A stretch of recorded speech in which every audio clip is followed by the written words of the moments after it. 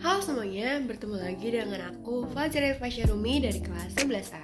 Di video kali ini aku akan membahas mengenai suatu penyakit atau kelainan pada sistem peredaran darah. Nah, teman-teman pasti udah pernah dengar penyakit anemia kan? Nah, anemia itu kan sering banget ya terjadi pada anak-anak seumuran kita atau remaja-remaja nih. Nah, di video kali ini aku akan membahas mengenai penyakit anemia. Jangan lupa ditonton sampai habis ya teman-teman. Sebelum membahas mengenai faktor penyebab dan upaya pencegahan penyakit anemia, teman-teman udah tahu belum sih anemia itu apa? Yuk kita simak penjelasannya. Jadi, anemia merupakan di mana kondisi medis yang terjadi ketika jumlah sel darah merah dalam tubuh kita itu lebih rendah daripada jumlah normalnya, teman-teman. Yang dimana jumlah normalnya itu seharusnya berkisar sekitar 4,2 hingga 5,4 juta sel per mikroliter darah. Seperti yang sudah kita ketahui, sel darah merah merupakan sel darah yang bertanggung jawab untuk mengirimkan oksigen dari paru-paru ke seluruh tubuh. Ketika sel darah merah dalam tubuh kita sedikit, maka tubuh akan mengalami gangguan sehingga tubuh kita tidak dapat menerima oksigen. Di sini aku bakal membahas mengenai 3 penyebab utama terjadinya anemia. Yang pertama, karena penurunan produksi sel darah merah, yang dimana ketika sumsum tulang gagal memproduksi cukup sel darah merah, seringkali berakibatkan karena kekurangan zat besi, vitamin B12 atau asam folat.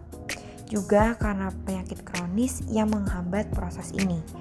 Lalu yang kedua, kehilangan darah berlebihan melalui pendarahan hebat, akut ataupun kronis, seperti menstruasi berat, luka besar, dan perdarahan internal itu dapat menyebabkan tubuh kehilangan banyak sel darah merah loh teman-teman.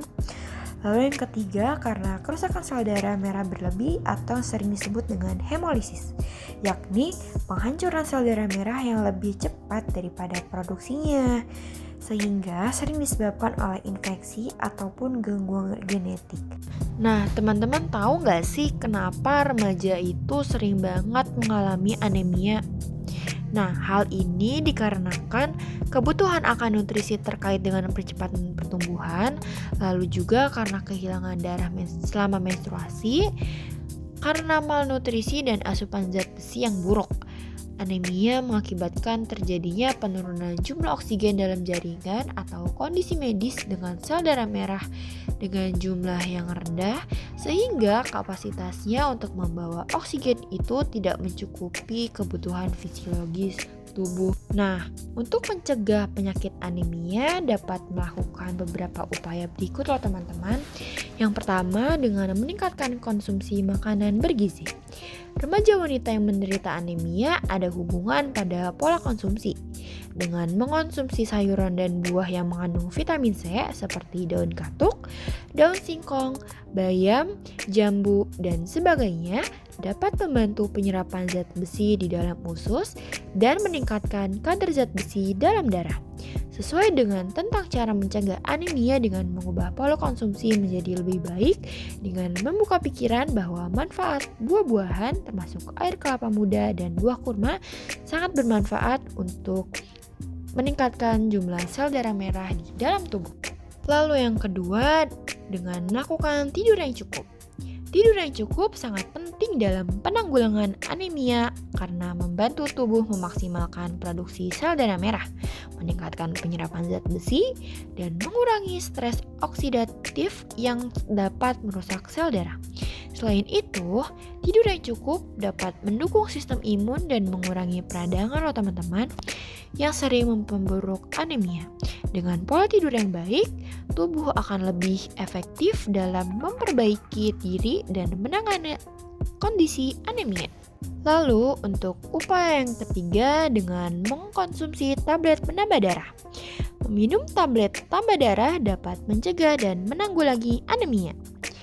Kita harus menghindari anemia dan meminum tablet tambah darah jika mengalami gejalanya. untuk menghindari konsekuensi yang lebih serius.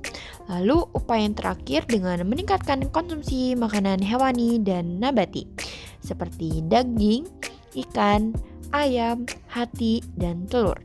Lalu untuk makanan nabati seperti sayuran hijau tua, kacang-kacangan, tempe, dan bayam.